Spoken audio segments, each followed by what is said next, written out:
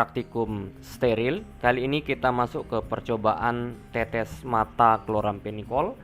Ini ada formulanya, tiap 10 ml mengandung klorampenikol 50 mg, asam borat 150 mg, natrium tetraborat 30 mg, metil paraben 0,1%, aqua pro injeksi at 10 ml. Kita lakukan yang pertama adalah menghitung tonisitas. Kita harus mencari data terkait dengan BM dan jumlah ion.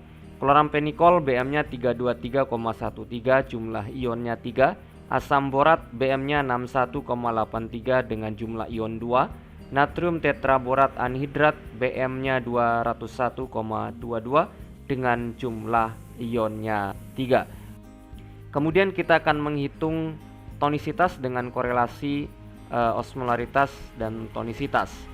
Kita hitung osmolaritas masing-masing zat. Yang pertama adalah klorampenikol.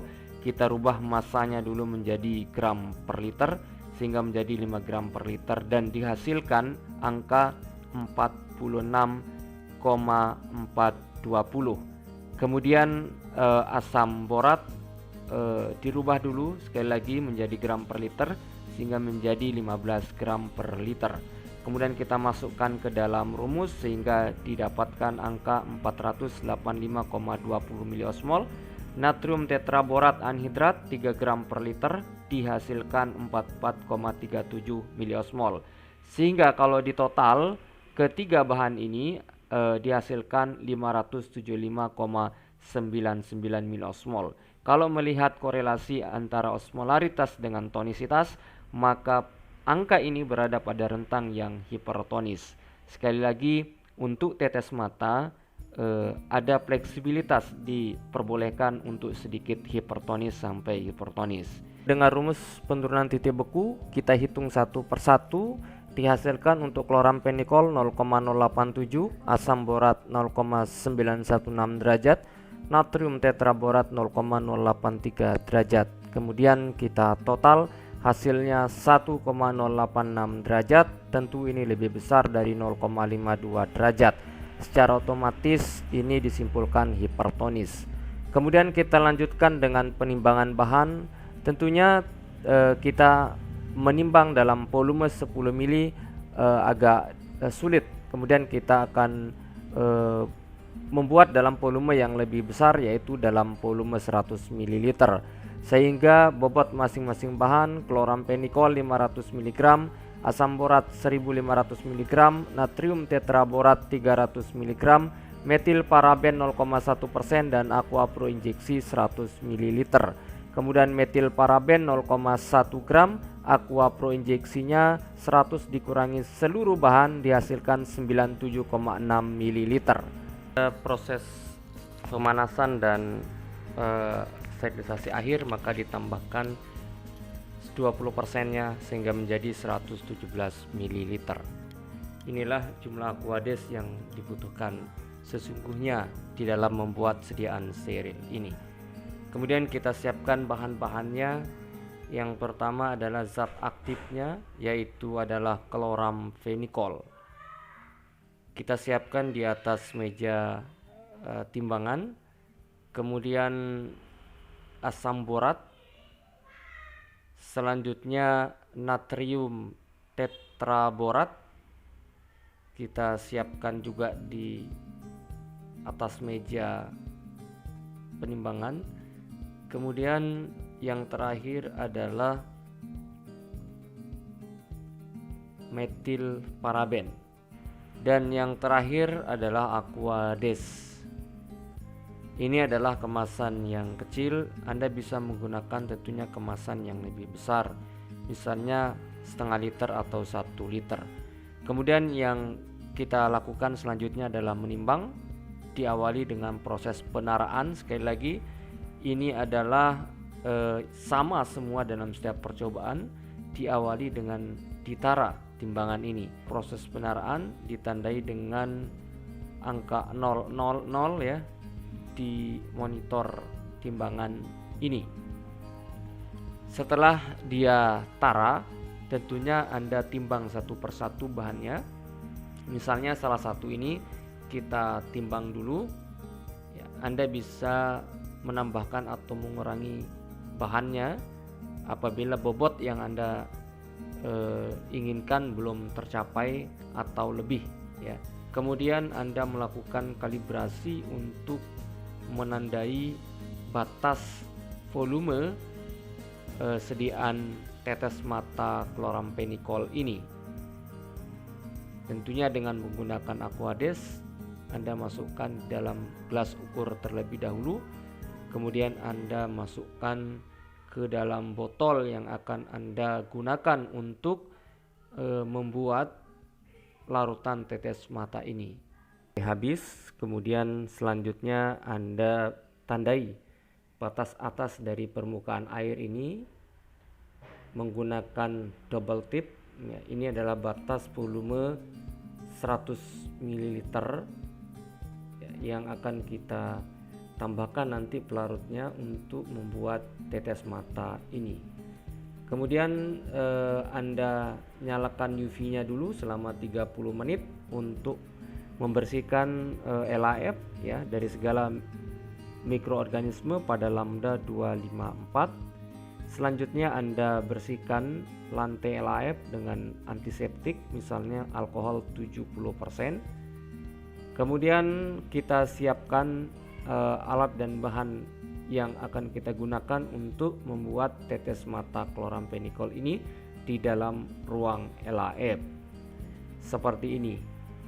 Kemudian setelah siap bahan-bahannya, ya, tentunya sesuai dengan penimbangan yang kita tentukan.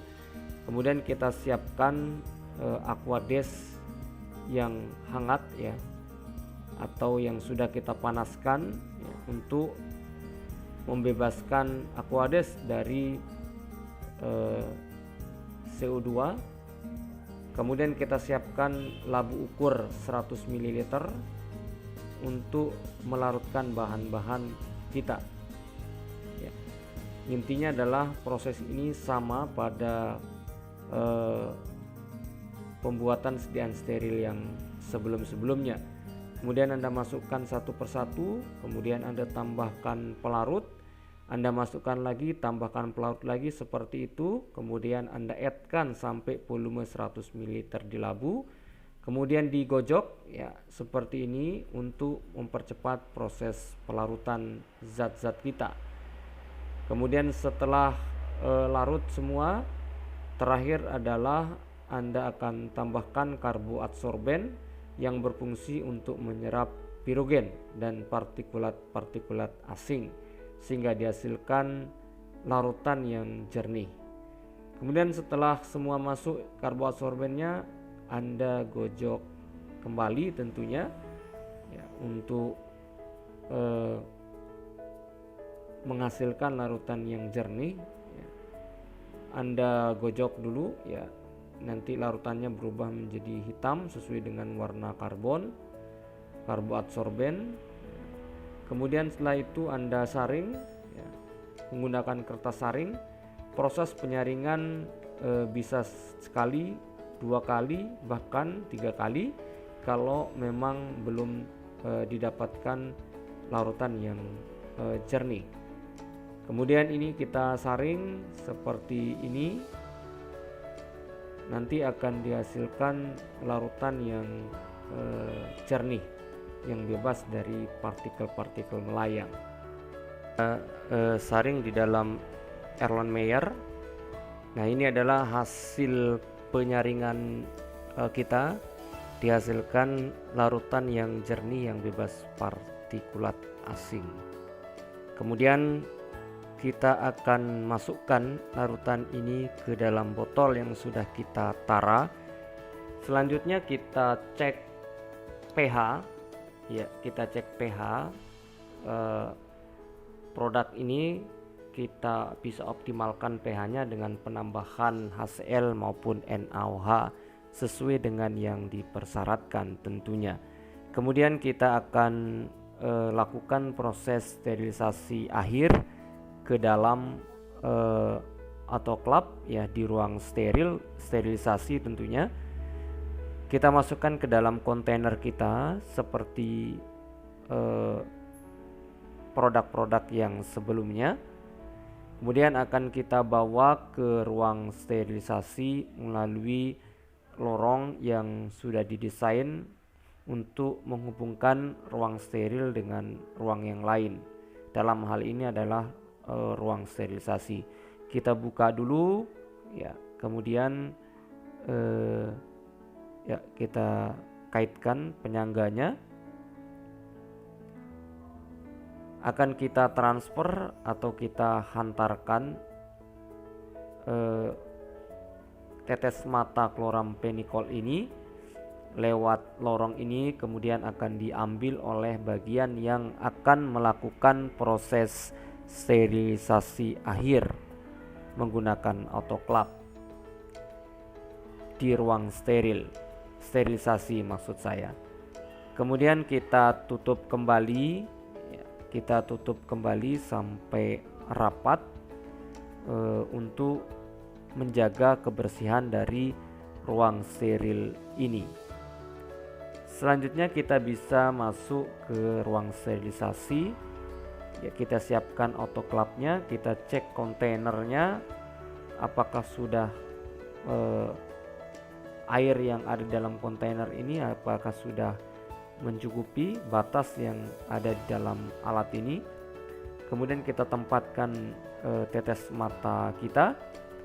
Kemudian kita tentunya akan melakukan setting alat ini suhu maupun waktunya. Jadi suhunya 120 derajat Celcius selama kurang lebih 15 menit.